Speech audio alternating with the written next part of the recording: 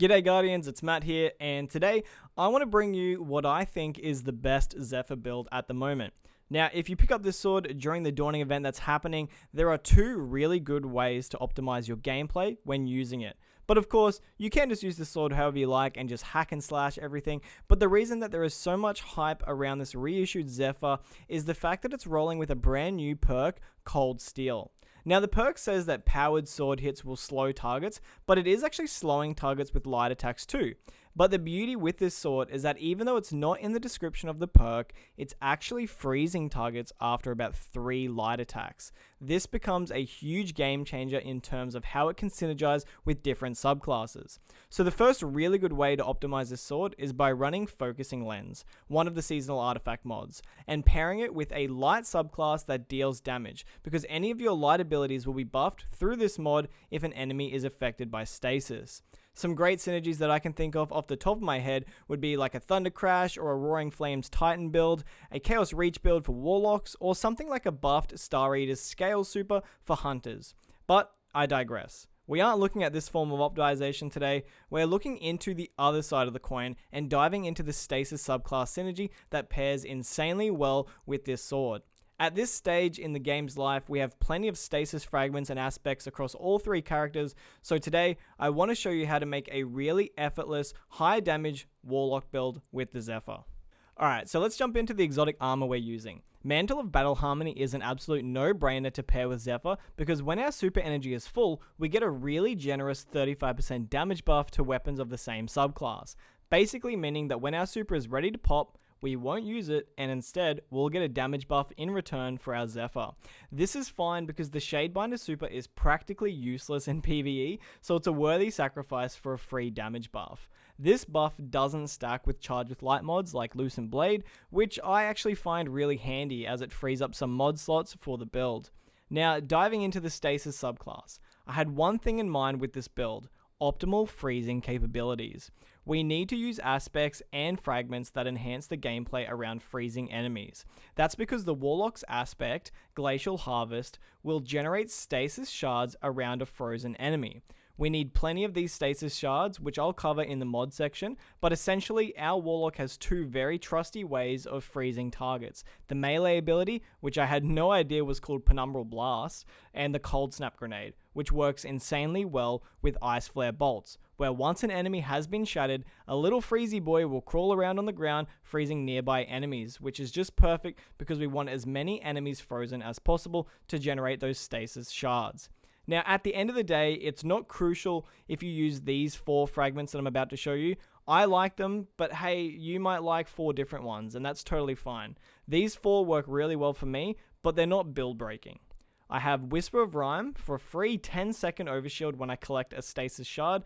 This allows me to move faster with the Zephyr instead of needing to stop and use a healing rift from time to time.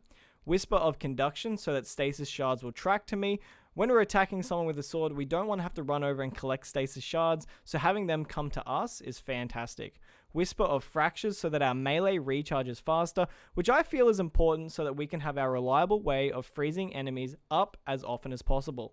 And lastly, Whisper of Chains. When we're next to frozen enemies, we take reduced damage. Overall, we're mostly speccing into survivability here, with everything working as passives in the background, meaning we don't really need to string anything together and we can get the most of this setup by just playing naturally. Now, the other side to configuring this build is the mods. You'll notice that I'm using 4 pieces of Artifice Armor, which I've gotten from the Grasp of Avarice dungeon on Master difficulty. This is no means necessary to make your build, you can just have regular run-of-the-mill armor. I just lucked out on getting these pieces and I wanted to start incorporating them into my builds. But for the most part, that extra mod slot has been nice, but it has just been a little bit extra, and it's usually wasted, so don't feel like you really need it. Now, starting off, we are rocking Elemental Shards, which turns our Stasis Shards into Elemental Wells. This opens up a lot of potential for the Stasis subclass here, giving us a reliable way to get Elemental Wells. Also, on my legs, I have 1 copy of Sword Scavenger on, and if I was rocking regular armor, I just have a single Absolution mod, which is just a nice passive to have for this build, since we want our abilities up as often as possible, since they're our guaranteed ways of freezing enemies. On my mark, I've been stacking some great champion mods on, as this build works great in higher content. Passive Guard is a necessity as it just makes you unkillable in my opinion. Thermoclastic Strike is great for dealing with overload champions, and it also refunds your melee back on stun, meaning that you don't need to waste anything on arm mods like Overload Bow or Overload Sword. Fire and Ice is great to have for those extra stasis walls when taking down a champion for you and the fire team. Now, I am running 2 copies of Font of Might to give our Zephyr an extra 25% damage buff, one on my helmet and the other one on my chest piece. This is because it's paired with Elemental Time Dilation, making the damage buff last for 16 seconds instead of 10 seconds. I like the 16 seconds because when you get into the swing of things with the sword, the last thing that you want to do is figure out how to create another stasis shard in the middle of damage, or you don't want to be tracking down your nearest enemy to freeze them so that you can refresh your timer. So 16 seconds felt like a sweet spot for me, allowing me to enjoy that core gameplay even longer. For ammo economy, I do have 2 copies of Sword Ammo Finder and 1 copy of Sword Reserves on. Now for the arms, your mods here can be fairly diverse and just be changed on your activity.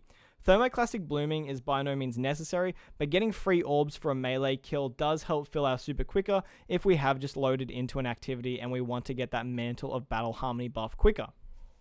Before I jump into which weapons to pair with our Zephyr, I want to cover some information about freezing enemies and the importance of that when it comes to this build. Freezing an enemy will create a stasis shard. That stasis shard will give us an overshield and a 16-second stasis weapon damage buff. We're in a great place in the game right now where we have some kinetic weapons that are also stasis, which work really nicely with this build.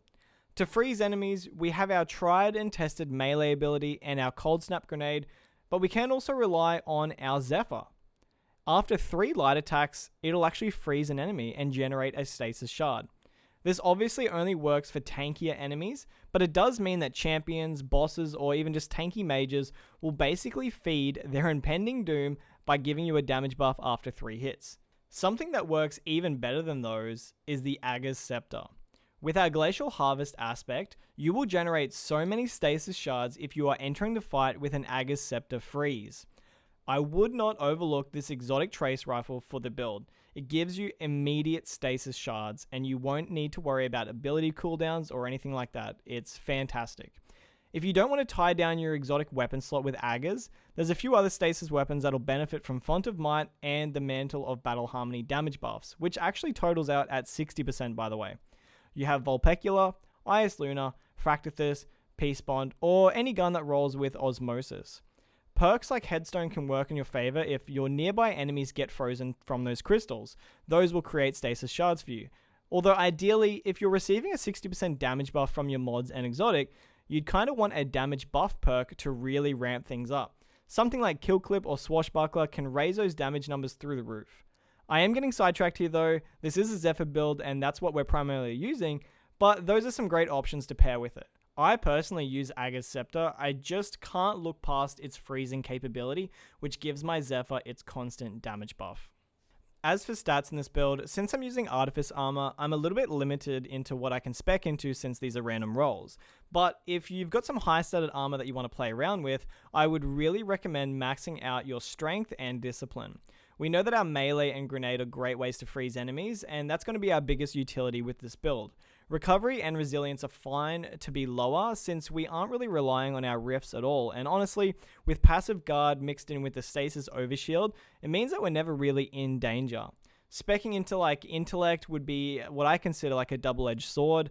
One part of me says keep it low since we're not using our super and we're just letting it sit there so Mantle of Battle Harmony can give us our damage buff, but the other side of the coin tells me that spec highly into intellect so that our super regens quicker, meaning that we can get our damage buff quicker if we're just entering an activity.